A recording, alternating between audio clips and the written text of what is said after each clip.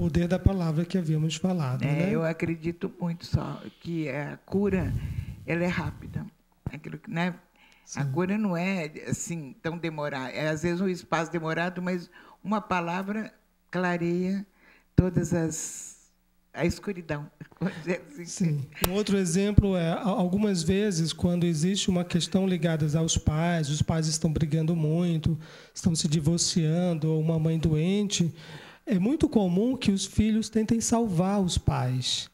Isso a gente sempre ouve falar muito de que os pais fazem tudo pelos filhos, né, salvam os filhos, mas a gente esquece que os filhos, mesmo no nível inconsciente, eles também tentam salvar os pais. Da separação, principalmente. Da separação e de tantas...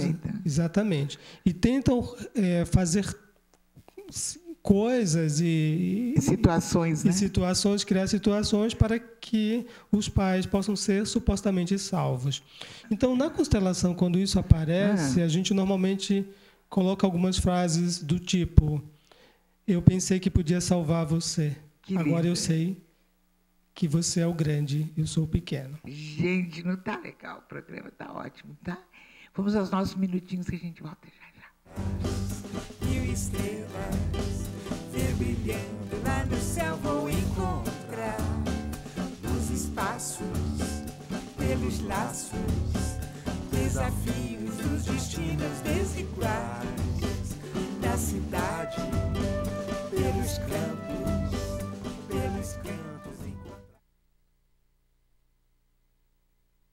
Okay, kids, here we are at the slavery exhibit. Now, as you can see, the slaves were kidnapped from their homes, chained together for weeks. They would cram them onto these ships in very appalling conditions. Thousands of women and children are being smuggled across the border. Sexual trafficking of children. As you can see right here, they were treated like animals. They worked all day long for no pay. In sweatshops raided by police, children forced into slave labor. Some of the slave masters were very cruel. They whipped them and they beat them, as you can see in some of these pictures. Be brutal, even fatal. So, before moving on, are there any questions? Does this still happen today?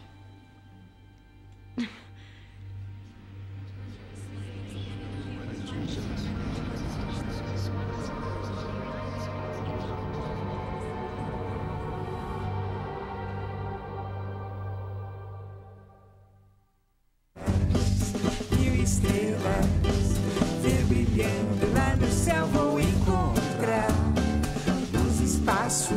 Oi, gente, eu sou Ieda Canto. Eu também estou aqui na Demais TV. Todas as quintas, às 11 horas da manhã, com gente iluminada, muita entrevista e muita música. Conto com você. Mil estrelas brilhando lá no céu, vou encontrar brilhando lá no céu, vou encontrar nos espaços, pelos laços, desafios dos destinos desiguais da cidade, pelos campos.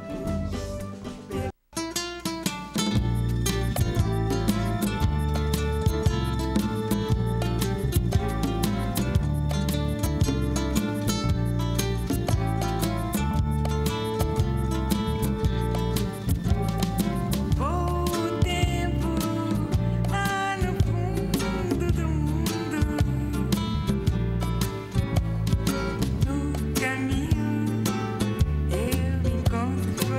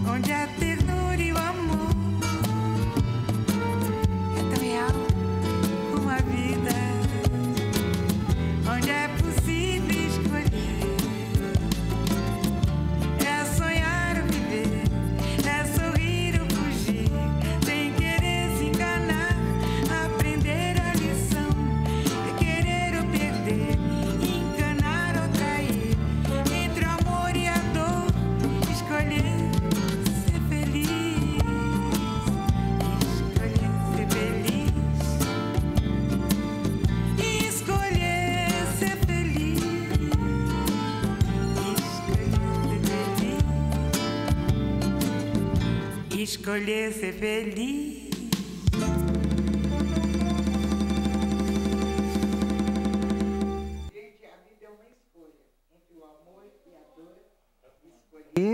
Ser feliz. A vida é uma escolha constante. Por isso, é uma oportunidade milhões, é quântica. Nós estamos falando aqui justamente da vida, né? Vamos lá continuar, Sérgio. Sim, e tem aqui tem 3 perguntas. Uma do Rodrigo, que ele pergunta o que é uma criança superdotada. Rodrigo, super, muito, está além, aquilo que está, enfim.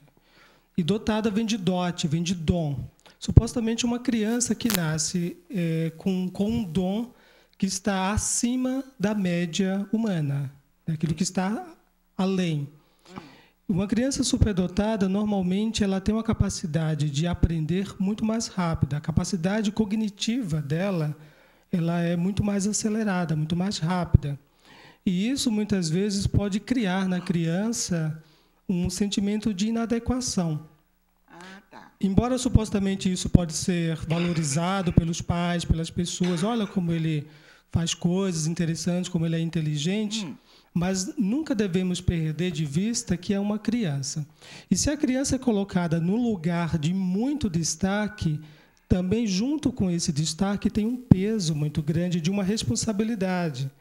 A gente encontra muitas crianças que são super valorizadas, vamos chamar assim, Sim. super elogiadas, e que isso mais tarde gera uma dívida, ou seja, ou transforma em crianças extremamente perfeccionistas, ou crianças que não conseguem lidar com o fracasso, com a perda, com aquilo que ela não alcança.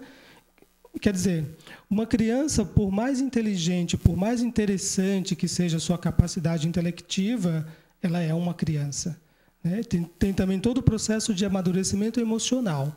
Ela acabou de chegar no mundo e ela precisa ser apresentada e ela precisa ter adultos no lugar de adulto, o pai no lugar do pai, do cuidador. Ela tem que sentir cuidado. Não sair desse equilíbrio, né? Não sair desse, exatamente. Sair desse ponto, né? De hierarquia, né? E seja o pai analfabeto e a criança super inteligente, ele é o pai. Ele é o pai. Sim. Isso aí, Rodrigo. Espero que o Sérgio tenha resolvido, né? A questão, pelo menos, um pouquinho, né? A próxima pergunta? Sim. É do Rafael. Ele pergunta como conviver com uma criança que quer ser melhor que seus próprios irmãos. Veja, Rafael, a gente tem que pensar, é claro que o que eu vou falar é uma pincelada, tem que pensar como é que essa criança está se sentindo no grupo familiar.